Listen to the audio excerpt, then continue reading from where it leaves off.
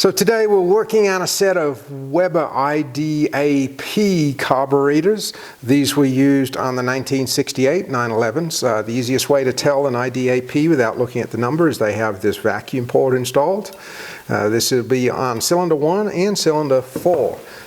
These carburetors have been completely rebuilt, new throttle plates, linkages, all new brass, all new jetting setups. The jetting is a factory configuration with a 30mm choke, 125 main jet, F26 emulsion tube, 180 air corrector, and a 55 idle jet. So this carburetor has had the new accelerator pump components installed and the discharge volume set at 0.5 of a cc. We're up to setting the float heights next. Once this carburetor is complete, we'll perform all the same tasks on its matching carburetor, and these will be ready for the test engine.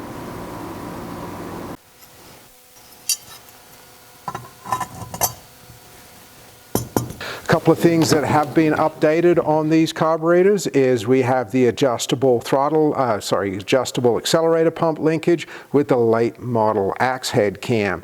This reduces the delay on accelerator pump delivery that was common with the early carburetors, and the adjustable rod versus the fixed link that these were originally delivered with allows for infinite adjustability. One of the other things that's been updated is the intershaft connection right here. Originally they had the pressed metal W shape that was very prone to breakage. This one's also been updated to the later style. These carburetors are going to be run on our test engine. They'll be pre-balanced and pre-tuned, making sure that everything operates correctly, and would be ready to fit straight onto the new owner's engine. So the last step in our process of restoring these carburetors is on our test engine for two reasons. One, we want to make sure they run okay and mixtures work. But one of the biggest things is fuel leaks. Now, common areas are right here on the bowl drain plugs. Next most common area is on our fuel lines here. These gaskets don't always tend to seal very well. On the bench, it's hard to tighten them down correctly. They do have to be quite tight. I've already flattened these fittings with a little bit of wet and dry and just going in a circular motion. But I want to make sure that I don't have any fuel leaks externally or internally. So the next place I'm going to look is down my throttles, make sure there's no fuel dripping. On this carburetor I did have some leaks. I took the advantage it was coming from the bowl plug area. I've still got a little bit of moisture there, so we'll take care of that in a little bit.